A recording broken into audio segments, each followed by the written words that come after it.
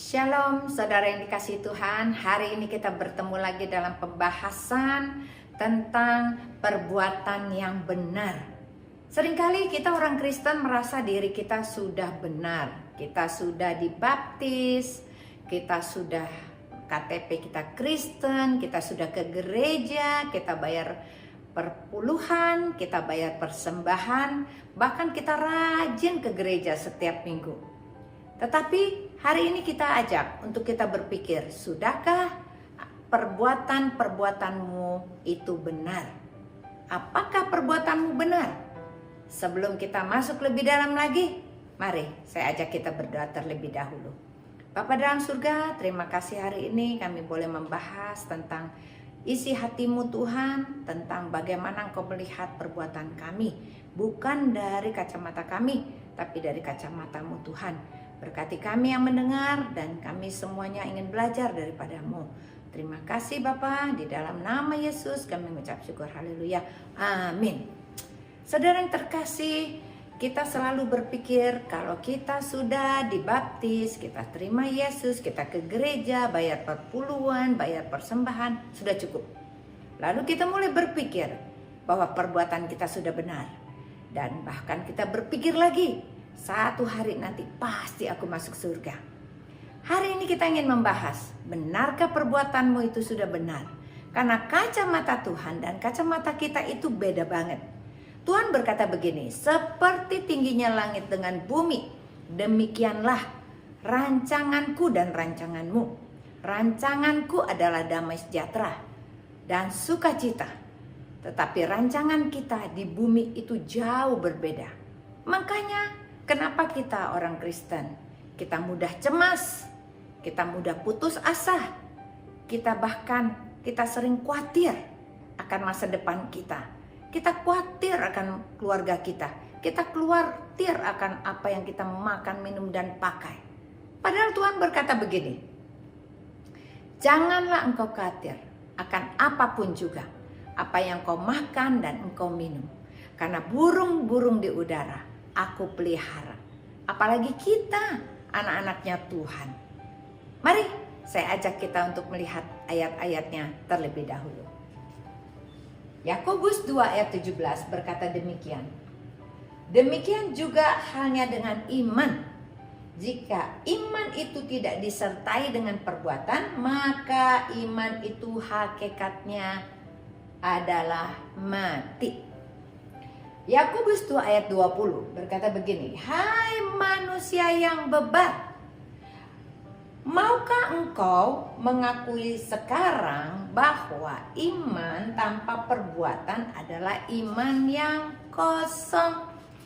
Berarti Tuhan minta kalau kita percaya Yesus, kita mengaku kita orang beriman, harus ada perbuatannya. Apakah perbuatan yang Tuhan mau, yang harus kita lakukan? Ayo kita mau belajar hal yang pertama. Lakukanlah perbuatan-perbuatan yang benar.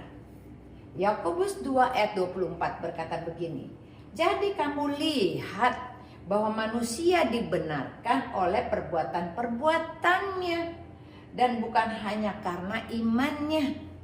Yakobus 2 ayat 26, sebab seperti tubuh tanpa roh adalah mati, demikian jugalah iman tanpa perbuatan adalah mati. Tuhan selalu menggambarkan tentang perbuatan. Masih ingatkah kita tentang kasih? Tuhan berkata, walaupun engkau memberikan dirimu dibakar, tetapi jikalau engkau tidak punya kasih, engkau melakukan itu sia-sia. Seperti gong yang berkumandang nyaring, jadi tidak ada isinya. Demikianlah Tuhan minta perbuatan lebih utama. Kalau kita mengaku orang percaya, kita harus mengisi hidup kita dengan perbuatan-perbuatan yang benar. Apa itu perbuatan benar? Dari kacamata Tuhan, perbuatan benar adalah 1. engkau selalu berhubungan dengan Tuhan, mencari keinginan Tuhan. Kedua, Tuhan minta engkau penuh dengan belas kasihan. Karena kalau kita punya belas kasihan seperti kacamatanya Yesus, maka kita akan mudah sekali untuk menolong orang lain. Lalu, perbuatan yang benar menurut kacamatanya Tuhan, kita harus menteladani perbuatan Yesus. Apa itu? Ternyata Yesus suka berdoa. Kita harus banyak-banyak belajar teladan Yesus untuk dia selalu berhubungan dengan Bapanya. Dia berdoa banyak sekali buat semua orang. Apakah engkau sudah melakukannya? Dari 3 hal ini, mana yang sudah engkau lakukan? Belas kasihan untuk menolong sesamamu walaupun dia bukan orang Kristen. Sudahkah engkau melakukan dengan doa-doa orang benar? Besar kuasanya.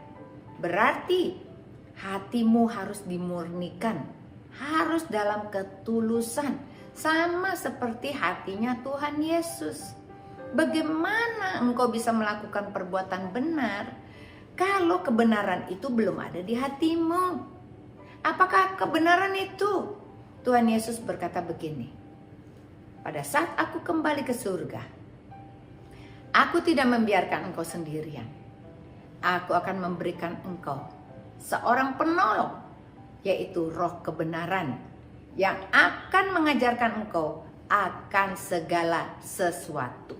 Mungkin tadinya engkau tidak tahu perbuatanmu ini benar atau enggak benar, tetapi jangan khawatir, karena kita mempunyai pendamping, yaitu Roh kebenaran. Roh kebenaran yang dari Tuhan membimbing kita untuk melakukan step by step, kebenaran demi kebenaran, tetapi bukan berdasarkan kacamata kita, tetapi kacamatanya Tuhan. Apa sih yang berkenan di hadapan Tuhan? Itulah yang kita lakukan, bukan yang berkenan di mata manusia. Tapi seringkali orang-orang Kristen yang mengaku orang percaya lebih suka menyenangkan orang yang kelihatan, menyukakan pasturnya, menyukakan lingkungannya supaya dia dapat nama. Tapi Tuhan berkata bukan itu. Walaupun engkau di gereja menjadi seseorang yang dihormati, menurut kacamata Tuhan, Tuhan melihat hati. Karena menurut Tuhan kebenaran itu adalah perbuatan kita yang kita lakukan, lalu itu menghasilkan iman. Iman tanpa perbuatan adalah mati. Berarti kita harus mendahulukan perbuatan daripada iman kita. Jangan sekali-kali kita mengaku orang percaya kalau kita di dalam kita nggak ada perbuatan. Kasihilah musuhmu, ampunilah mereka yang bersalah kepadamu. Berbuat baiklah kepada orang yang jahat kepadamu. Balaslah kejahatan dengan kebaikan. Itulah dari kacamatanya Tuhan. Dan berdamailah dengan semua orang. Sudahkah kita melakukannya? Kita sudah berdamai dengan semua orang. Bukan cari ribut, bukan gontok sono gontok sini. Kita harus selalu berdamai dengan keluarga kita, mertua kita, ipar kita, saudara kandung dan adik kita, bahkan saudara-saudara kita yang lain. Kita berdamai dengan orang-orang di komunitas kita. Itu yang Tuhan mau. Ini hal yang pertama. Hal yang kedua, mari kita belajar menjadi orang benar. Tadi kan perbuatan-perbuatan benar. Sekarang benarkah kita ingin menjadi orang benar? Yuk kita baca ayatnya. Roma 1 ayat 17 berkata begini, sebab di dalamnya nyata kebenaran Allah yang bertolak dari iman dan memimpin kepada iman, seperti ada tertulis, orang benar akan hidup oleh iman. Orang benar hidup oleh iman.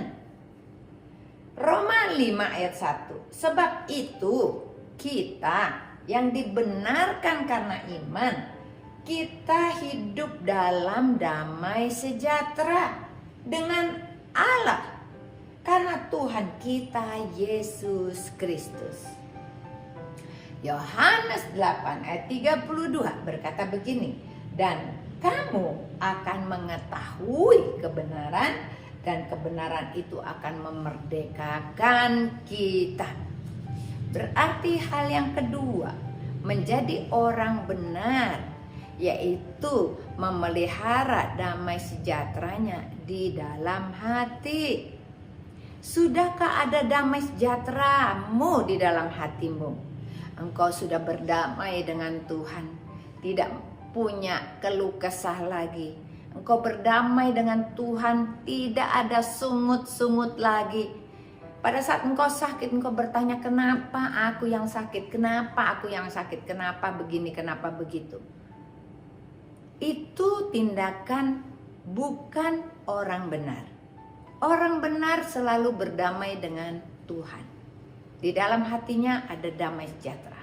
Dan damai sejahtera ini adalah ungkapan daripada imanmu. Jagalah hatimu dalam kewaspadaan, karena di sanalah terpancar kehidupan. Dari dalam hatimu terpancar kehidupan. Berarti hati-hati dengan isi hati kita. Kalau isi hati kita negatif, kita berpikir Tuhan jahat, siapa membuat aku susah di muka bumi ini, maka damai sejahteramu akan hilang. Siapa yang akan ambil alih? Pada saat kita bersungut-sungut, iblis masuk, mengacak-acak hidupmu, sehingga keadaanmu semakin parah. Selama engkau bersungut-sungut, tubuhmu sakit, pikiranmu sakit, kinerja tubuhmu menjadi terhambat, tidak ada nafsu makan, bahkan engkau merasa letih lemah. Kenapa? Karena semua tidak berjalan sesuai dengan rencana Tuhan. Perhatikan ini, pada saat ada kekhawatiran, pada saat ada kecemasan yang berlebih-lebihan, stres, depresi, itu semua bukan tindakan orang benar. Mari, hari ini kita lepaskan belenggu supaya engkau merdeka. Tadi dikatakan bahwa kalau kita melakukan kebenaran, kalau kita mengetahui kebenaran, maka kebenaran itu akan memerdekakan engkau. Berarti pikiran-pikiran negatif itu membelenggu kita. Kita tidak merdeka. Hatimu tidak ada damai, berarti engkau belum merdeka. Tetapi kalau engkau sudah pulihkan hubunganmu dengan Tuhan, mengaku dosa-dosamu, minta ampun atas kesalahanmu selama ini, engkau benci si A, benci si B, benci si D, ampunilah mereka dan pulihkanlah hubunganmu bersama dengan Tuhan. Maka itu akan terjadi luar biasa, bahwa kebenaranmu itu akan memerdekakan engkau, sehingga imanmu bisa bertumbuh. Janganlah kita menjadi orang Kristen yang berkata begini, aduh aku hari ini imanku lagi naik banget nih. Lalu ketemu lagi minggu depan, aduh aku lagi down, imanku turun. Iman bukannya seperti itu, seperti jet coaster, naik turun, tidak. Iman adalah sebuah perbuatan kebenaran yang terus-menerus ada di dalam hati kita, yang memberikan kita damai sejahtera, ketenangan, pengharapan, kekuatan ada di hati kita. Apapun yang terjadi di luar sana, hiruk pikuk dunia tidak akan mempengaruhi hatimu. Jagalah hatimu dengan segala kewaspadaan, karena dari situlah terpancar kehidupan. Jadilah orang benar. Ini yang kedua. Yang ketiga, mari kita mau belajar. Apa yang menjadi kebahagiaan kalau kita sudah lakukan itu?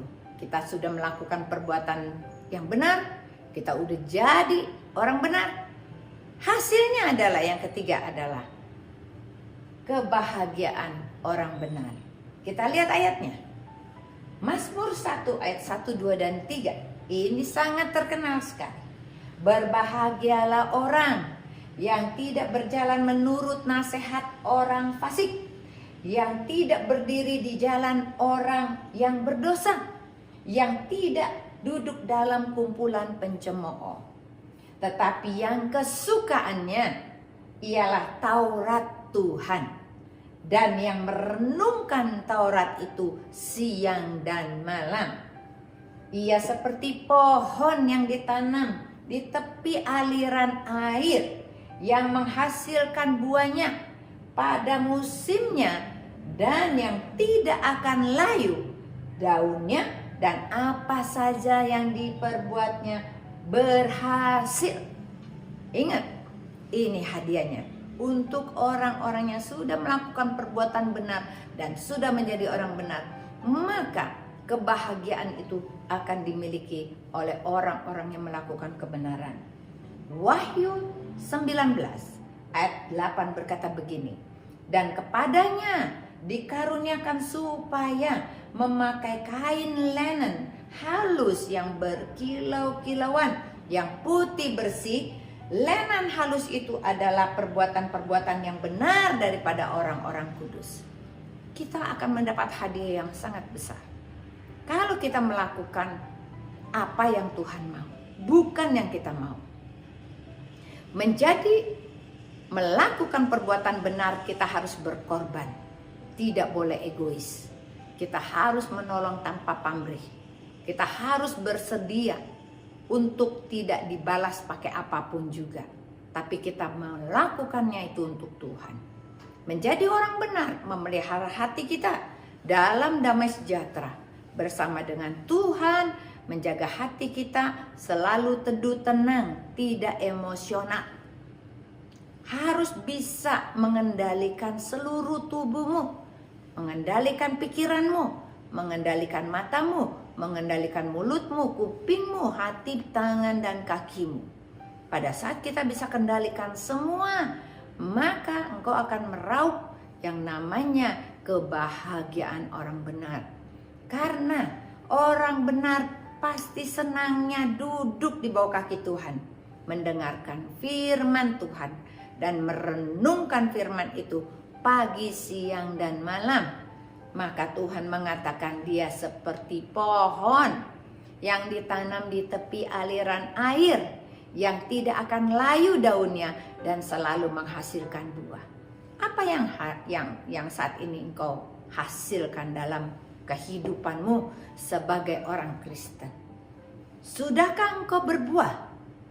Berbuah kebenaran dalam pikiranmu, berbuah dalam perkataan, berbuah dalam perbuatan.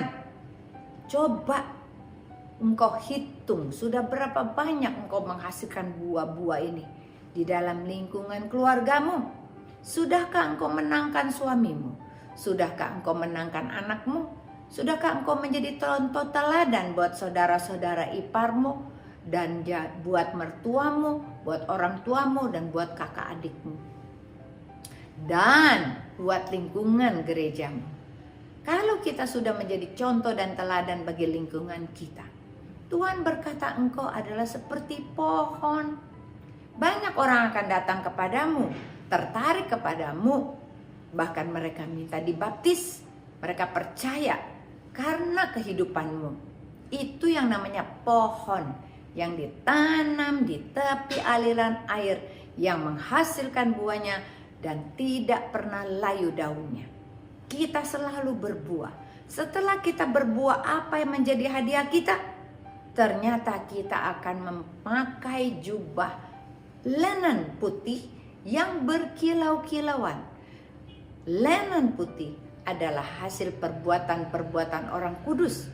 Berarti pada saat engkau melakukannya, Tuhan menguduskan engkau. Menjadi kudus bukan karena kita yang mengusahakan, tetapi itu adalah pemberian Tuhan buat kita. Karena pendapat Tuhan kepada kita, engkau kudus atau tidak kudus, bukan dari apa yang ingin kita lakukan, tetapi Tuhan yang menggerakkan masuk ke dalam hati kita. Kita memancarkan kekudusan, kita memancarkan sinar kemuliaannya dalam hidup kita, mendatangkan orang-orang sehingga mereka semuanya diselamatkan. itulah pekerjaan-pekerjaan daripada roh kebenaran. Akhir kata, tidak ada seorang pun yang benar. Tidak ada seorang pun. Tuhan berkata, di dunia ini gak ada yang benar. Hanya satu, yaitu Tuhan Yesus. Sekarang, engkau dan aku ditantang. Sudahkah kita memiliki Tuhan Yesus ada di hati kita? Setiap hari menjadi kesayangan kita, kecintaan kita. Kita merenungkan firman-Nya pagi, siang, dan malam. Kita selalu rindu untuk selalu ada di hadirat-Nya. Maka yang terjadi, transformasi rohmu, engkau dibenarkan. Sehingga perbuatan-perbuatanmu yang kau lakukan buat orang-orang lain tercatat sebagai perbuatan-perbuatan orang benar. Dan engkau akan menerima upah dari surga. Tuhan Yesus memberkati. Mari saya ajak kita berdoa. Bapa, terima kasih untuk firman-Mu yang ya dan amin. Kami percaya kami semuanya diberkati. Jadikan kami orang-orang benar menurut versi-Mu Tuhan. Sehingga perbuatan kami sesuai dengan rencana-Mu dan sesuai dengan keinginan-Mu. Jadikan kami orang benar dan kami akan menerima upah orang benar. Yaitu kami akan dimuliakan pada saat kami merenungkan firman-Mu pagi, siang, dan malam. Kami berbuah-buah lebat sehingga banyak orang diselamatkan. Terima kasih Bapa. Terima kasih Tuhan Yesus. Dalam nama Yesus kita sudah mengucap syukur. Haleluya. Amin. Tuhan Yesus memberkati.